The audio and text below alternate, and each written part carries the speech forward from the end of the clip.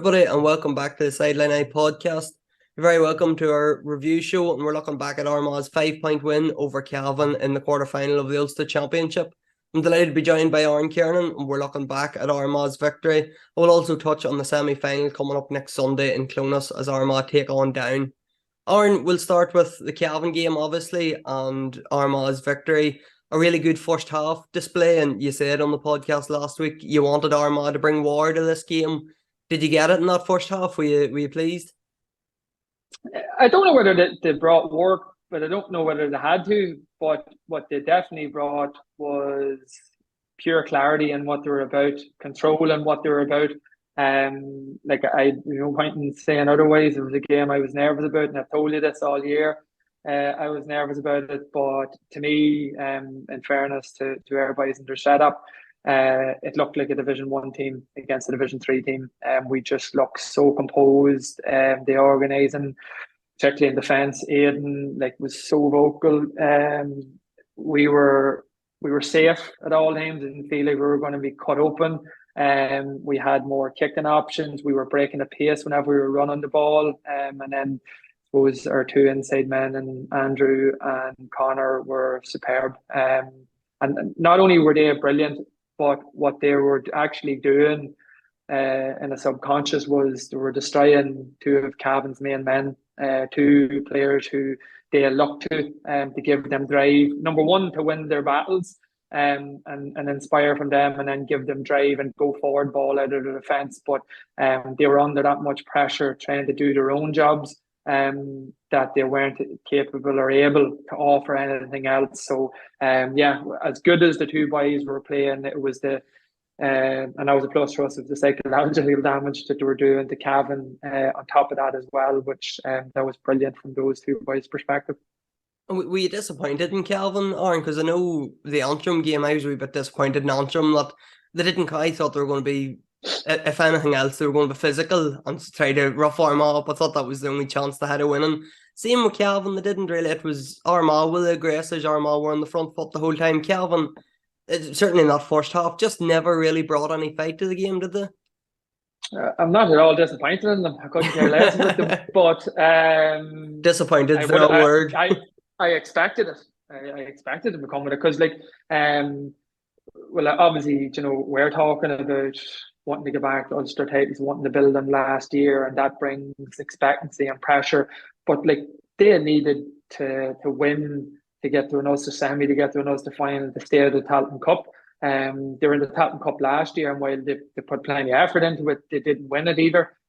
So I would have thought that they would have come out definitely, as the home side, and tried to boss things even physically early on, which they definitely did, and it was a surprise. Maybe, I don't know, they're subconscious that they don't see themselves at a higher level or whatever, but it'd be fairly surprising that it just looks so flat. And what they did as well is they didn't play the way I actually thought they were going to play. They had they probably looked a wee bit like what we did in the National League, in terms of they had Paddy Lynch and at times Oisin Brady or McKiernan inside their attacking 21, but there's nobody else in between until the other 13 players they had back defending, So that's where Aidan in particular, I could hear him organising us that we weren't ever going to get opened up with a counter-attack.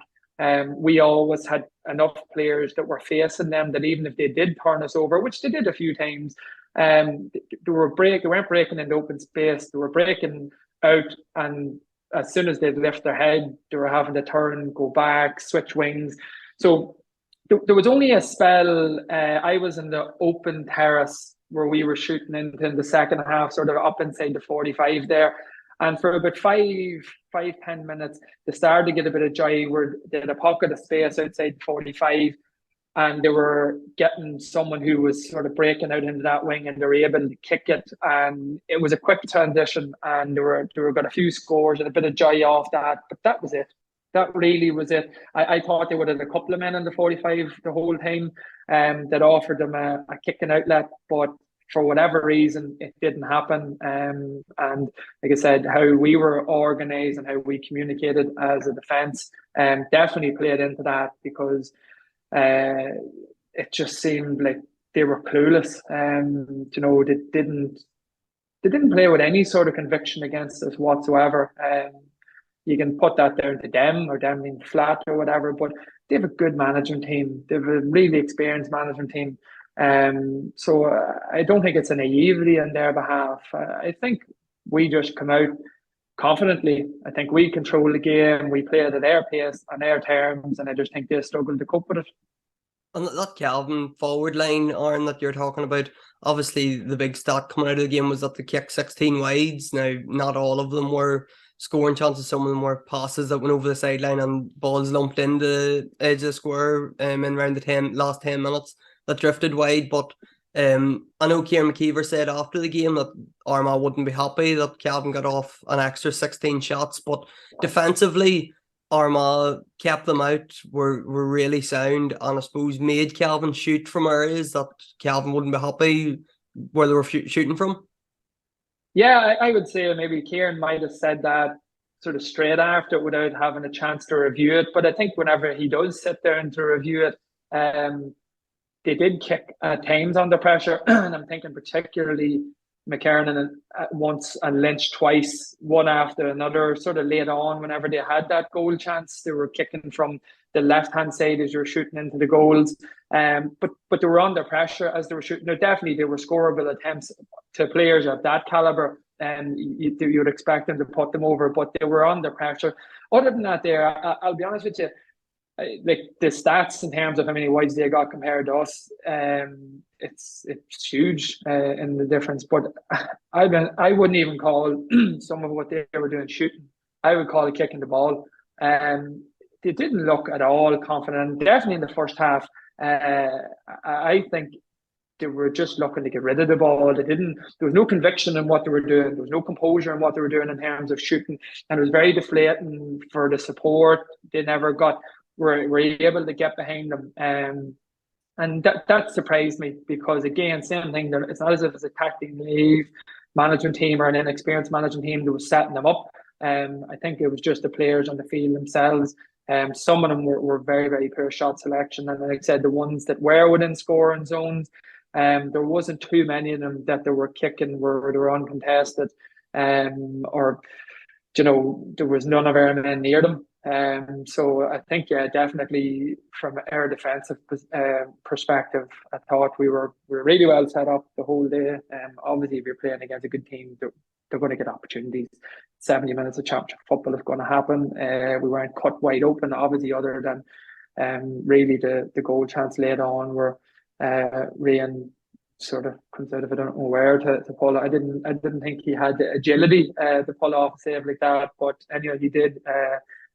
That probably is a bit of a disappointment in terms of, had that have gone in, Jesus, it was a sweat where like it was a comfortable win for us. It didn't feel like it needed to be a sweat at any stage, but had he not been there, it would have been. The pressure was, and then they at that stage we were going along with all our kick outs. They were winning a lot of break ball. They were getting a lot of possession or run at us, but they just weren't capable of putting scores away. And they probably don't have the inside or the score and spread, and of out and out scores.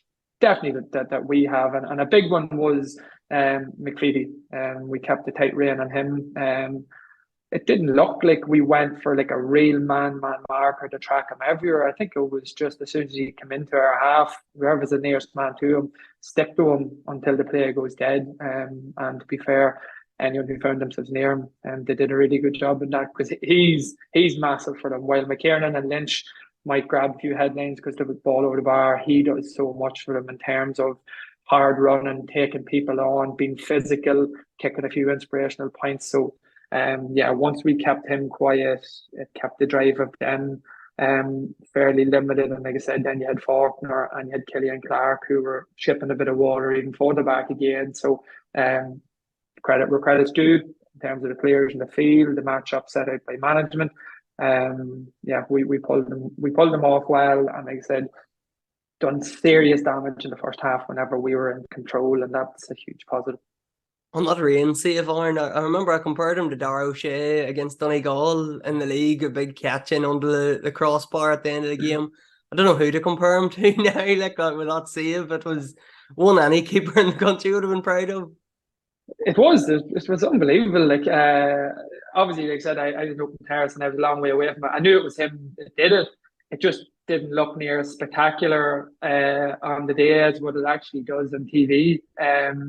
Like it's full stretch, and it's not even that he gets a handbag. He gets a handbag, but he flicks it round the post. Like I don't know how, but he looked like he knew what he was doing. So yeah, Jesus, like I said, it was vital. It was vital at that stage. Now, he has that habit of drifting back centrally and trying to read something. So he was close enough to a Cavan man, and I think he knew your man was breaking through. The shot was coming off, and he just got behind Ethan. And yeah, like I said, maybe he could be a goalkeeper at some stage. He has the kicking range to go with it, and now we know he has the shot stopping. We'll swap it, maybe Ethan go outfield, getting down and rain in the nets, but we know if we leave him where he is. the goal that was scored, finally Armagh got a goal, and it was all about Kieran Mackin for me. He won the turnover and pushed forward, played the ball across the Creeley, and I seen on Twitter just after the game there was a bit of debate whether this was a square ball or not, and I was thinking, Jesus, the only great goal we've scored all year, and it should have been ruled out. But I think by the stills and by the camera angles, I think Creeley was just outside the square when Mackin passed it across. Yeah, if it was a square ball, me being honest and saying now it's a square ball, it doesn't really matter because he counted it on the day. But it wasn't a square ball. His right foot wasn't in the square. His right foot was in the air. It was very, very close, yeah. But all that nonsense, online, whenever they're bloody seeing a still and they're watching a rerun of it and they're still trying to debate. It's not a square ball. And like I said, if it was, I should turn around and tell you now that it was, because it doesn't change the result. But it wasn't. And it was a brilliant goal. It was a brilliant score because not only did we get a turnover, but we showed pure intent. Then you're talking about driving, running right to the end line, and that was another thing that was really good the other day, and it happened quite a few times.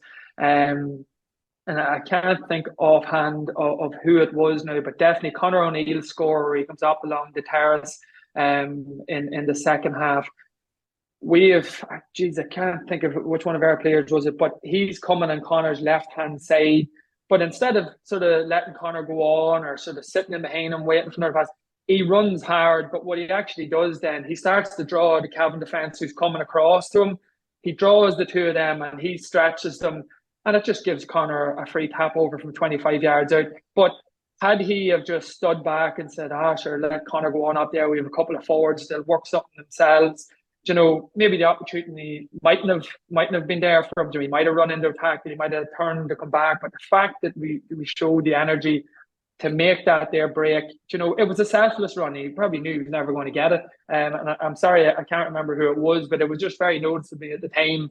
They knew what they were doing. They ran hard. They stretched the Cavan defence. They occupied a few Cavan defenders who were coming from the stand side across, and it gave Conor simple tap over 25 metres out. But that happened a number of times throughout the game where we ran hard right to the far end line. And whenever you're doing that there, whenever you're doing it at pace, it's so hard for the defending team to communicate properly to say who has who, or for me, say if I'm a defender, to know, well, do I leave the man I'm on to go on him because he looks like he might be more dangerous than my man? If you do it slowly and you're passive and we're going from side to side, so easy to communicate on, so easy to get organised properly. But whenever you're running hard, you're running with conviction. With the best will in the world, sometimes it's just very hard to have proper clarity in what you're trying to organise as a defence. And again, that was another very, very important aspect that I felt we got better at from what we were doing in the league. There was times where we were slow in possession, but we were controlled, we were heads up. In particular, I'm thinking of Rory sort of floating out around the 45-metre line. And he was looking to put it inside. We had options to put it inside. Maybe the pass just wasn't on. We recycle it, we come back, we look for it again. And then there's times we popped the ball in and it did come off. But we had the options and we also had the option to be patient and pick out our passes. And they worked, and they did some of the balls inside, particularly to Andrew and Connor, and their movement inside.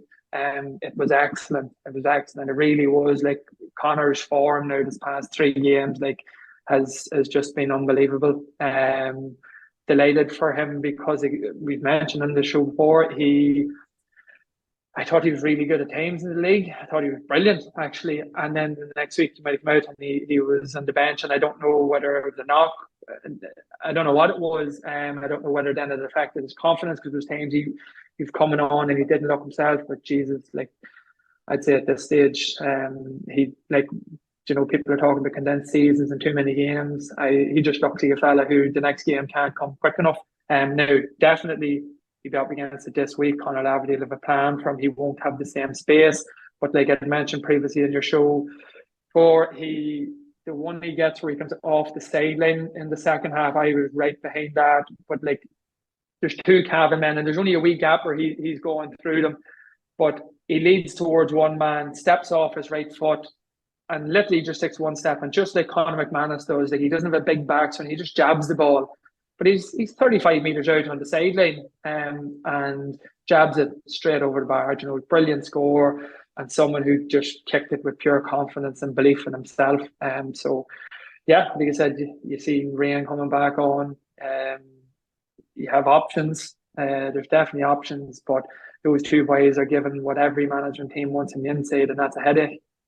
And a good headache, sorry, I mean, in that terms. Like, That's probably the thing, Aaron. Turbo and Andrew Murren had such good games the other day. Does that mean if Rain, I assume Rain's going to be fit for Sunday, does he come into the middle of the field? Does he come to centre half forward? Because you probably don't want to change that inside duo of Turbo and Andrew Murren after their performances at the weekend. No. I think you stay with what you have. And that's assuming Rain's going to start, that they're not going to have him as an impact sub. I would imagine if he is 70 minutes in him, he'll be in from the start. Yeah, well, it's probably it was good for him to get out and get the legs going again the other day. How, or if he could even get any fitness work done this week, it's hard to know. But for me, just a player of that quality, that stature, I'd be letting him get his fitness work done, run around Clonus next weekend, and build from there. We won well, but he's too good of a player not to be on the field for us. He's too important a player for us not to be on the field. And like I said, that's the tough part of being involved in management. There are just some big calls that have to be made. Someone's going to be disappointed, but it's a team sport. It's not golf we're playing. It's a matter of parking your disappointment and being ready to perform whenever is needed. But for me, the two inside boys have given great headaches, and like I said, it was just great to have Rian back. And it'll be an interesting week for them in training. I don't know what night they'll get out. I'm sure they will play some sort of football where everyone will be trying to put their hands up in terms of maybe pushing into a start or getting in the A lane in terms of being used as a sub. But it's brilliant, and it's a brilliant week for a player's perspective. This is like, training can't come quick enough. It's just the buzz is there now. You've got your 2 wins under your belt. You've gone away from home and you've won. We've won 2 championship games for the first time in 15 years. You have Down, it's Clonus, a bit of buzz starting to come with them again. So in terms of the type of week you love as a player, or why you bother your head, sacrificing so much for so long, this is the week. These are the types of weeks. This is the type of buzz and the type of I suppose atmosphere in terms of within a camp that you dream of and you want to be a part of. So from a player's perspective, you'd be hugely jealous of them this week. It's class. So we've put back-to-back victories in the Ulster Championship together for the first time since 2008. Beat Cavan in Breffni Park for the first time since 2008. Playing Down in Clonus for the first time since 2008 in an Ulster semi-final. I feel like that Jim Carrey meme, you're telling me there's a chance. Yeah, and a really good chance at that too. While Down, the turnaround in them, you have to give huge credit to Conor Laverty and what he has done. over this past 6 or 8 months, whatever it is. That's grand and fair play to them, but this has been going on a long time for ourselves. We're waiting 15 years to get back to this stage.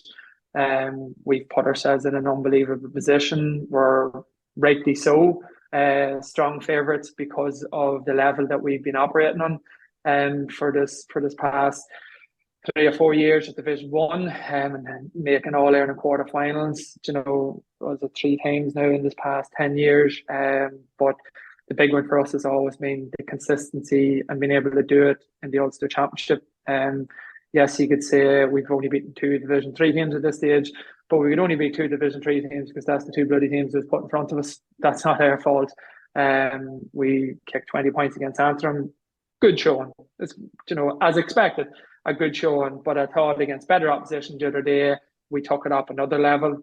And it'll probably need to go up another level now in terms of, if I'm being brutally honest, I think Cavan probably individually might have better players than what Down would have.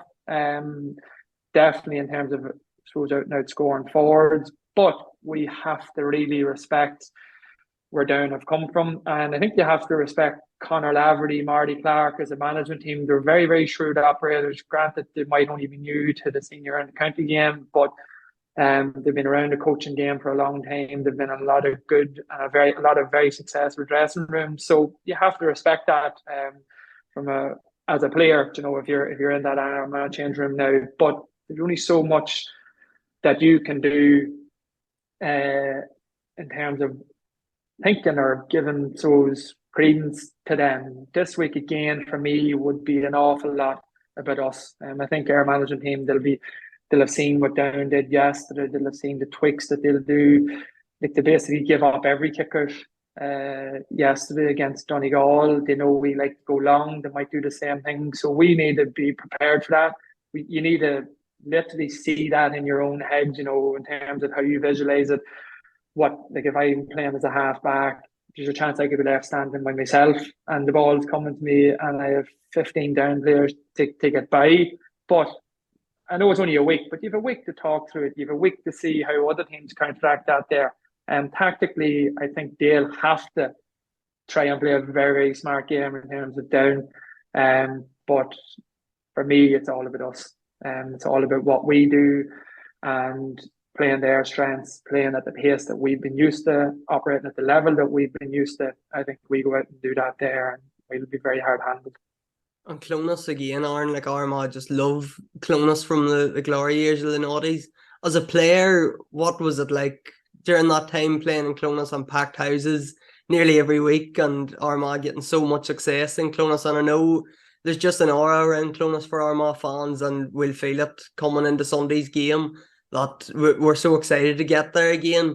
From a player's perspective, you said you were jealous of the players this week. Are you jealous you can't get out in Clonus again because it's such a great venue for Armagh and memories and everything? Oh, absolutely. Absolutely. Obviously, we were young whenever we were growing up and you seen the boys going to winning the Ulster titles in 99, 2000, 2002, to then get involved in it. It was unbelievable.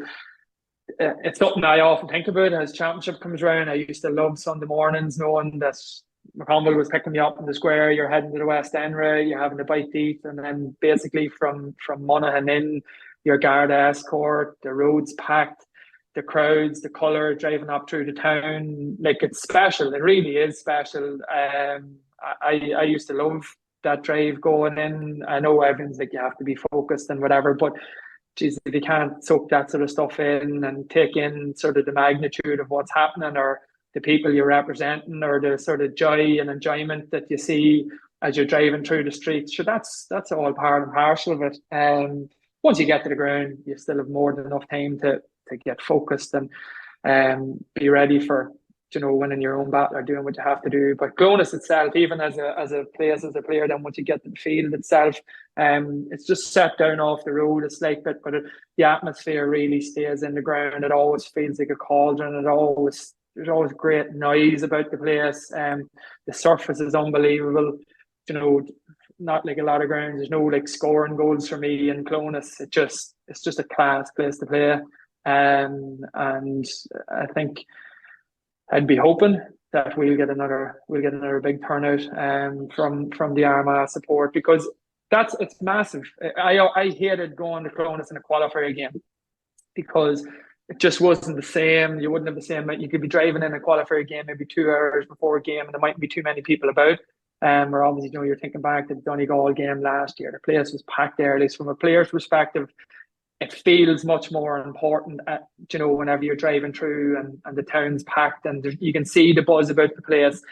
That brings a bit more nervous energy to you, but that's a good thing for me. It just shows how many people are invested in the same thing that you are. So I've no doubt there'll be a big Armagh following. Maybe the down ones might turn out now as well this weekend. That they're back, and suppose, well, not the good things, but definitely there's a huge turnaround from when they were just 12 months ago. But hopefully it's their last day in the sun and Clonus for this year anyway. Hopefully we'll outnumber them. I'd say, well, Armagh fans usually come in good numbers, and especially in Clonus. You mentioned that Donegal game last year. Armagh turned Clonus orange, so hopefully we'll be doing the same on Sunday. That game's on Sunday at 4 o'clock in Clonus, as we mentioned, and we'll be covering that all week. We'll hopefully have an podcast coming up on Thursday or Friday with an ex-down player. We'll preview the show, obviously, with reports, previews, podcasts and all the rest. The club games coming up this weekend as well. So Aaron, great to hear from you. Thanks for coming on, and hopefully we'll hear from you next Monday again. No problem, Sean. Thank you.